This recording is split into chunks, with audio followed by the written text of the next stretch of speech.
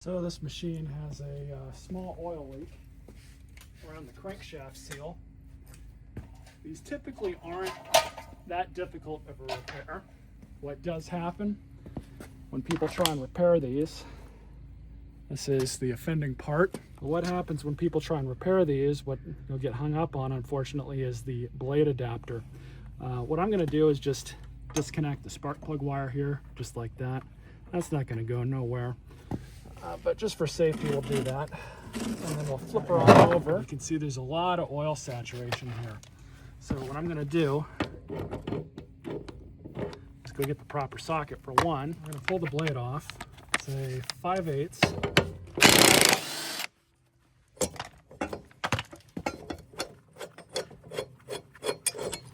Just like that. Now this one, because it's so much oil saturation, the blade adapter comes right off. That's where most people are going to get hung up on this, unfortunately. Now this thing was ran with a really, really bad blade. It was really badly out of balance. Parts were missing off of it, or pieces were missing off of it, I should say. And unfortunately, that's also damaged this seal. Hopefully it didn't do any more damage, but you can see it's already starting to leak. A trick that I've normally used for very, very many years of working on small engines. I've seen a lot of people try and do this the quote unquote correct way. That's getting, you know, some sort of fancy puller on this and getting inside and kind of pulling it out like that. We don't need to do that. First off, we'll make sure we have the correct sized.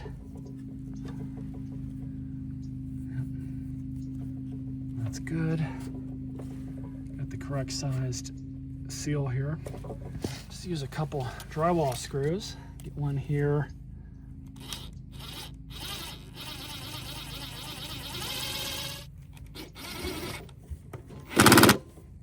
So basically I just flip the mower over, but you just kind of got to work it a little bit. This one keeps wanting to come out, so I might have to re-drill that, but this one I was able to get to move just a second ago.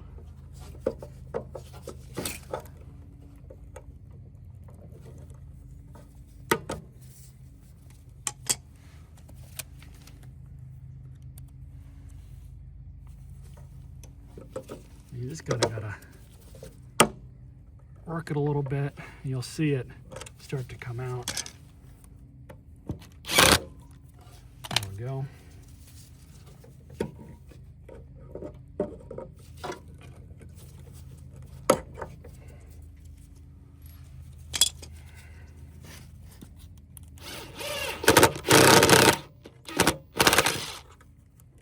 There it is.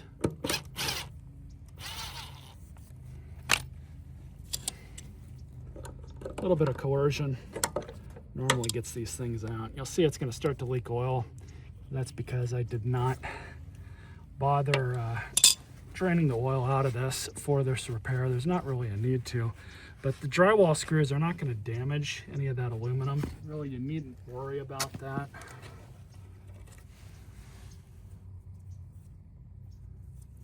So grab the new one. They're always kind of a bear to get on. I'm going to use some Vaseline here to assist with this. I did clean the shaft up a little bit.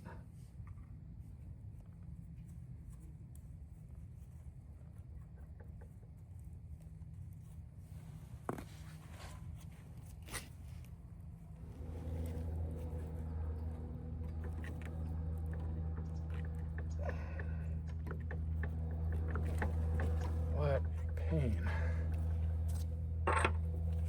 This is not going to get me down all the way.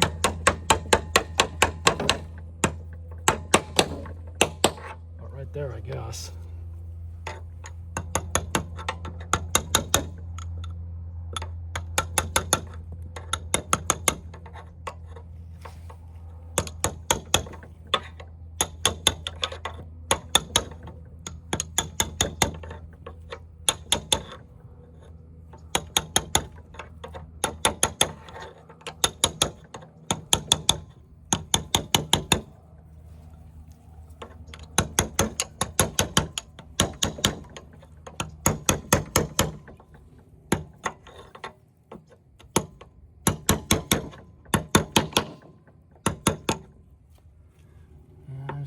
see how much better that is.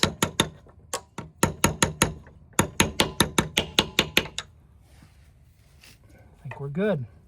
So I'm gonna get the blade and the adapter back on, and we'll get this thing right side up and get it a start, as well as replace the air filter and go from there.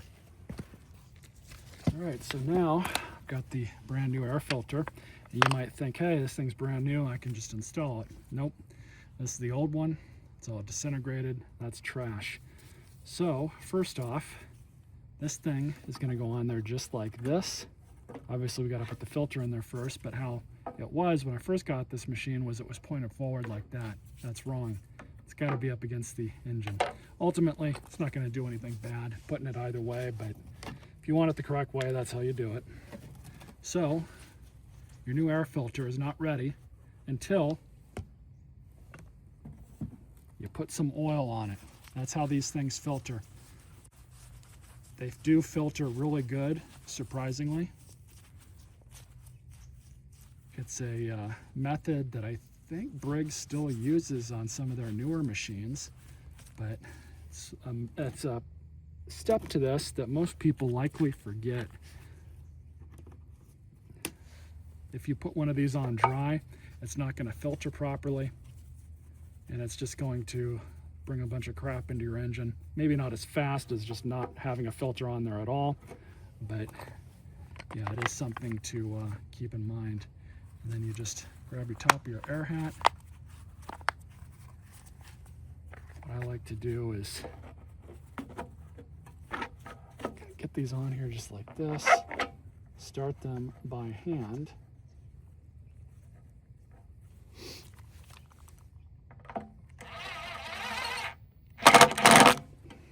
And there you have it. So this thing's just about ready. All I'm gonna do now is run it off camera, let it get nice and warm, and I'm gonna recheck if there's any oil leaks at all. But I'm gonna go get the pressure washer ready, hook that up because I've got to clean this one and this one at the same time. So I'll be right back. Well, this thing runs really good now. I just gave it a bath, best I could anyways, with the pressure washer. We're gonna let it run for the end of this video. Honestly, pretty happy with how this one turned out. I always will have a soft spot for these classic Briggs engines. Basically the last good engine that Briggs & Stratton ever made. I was just running it, so no need to reprime it.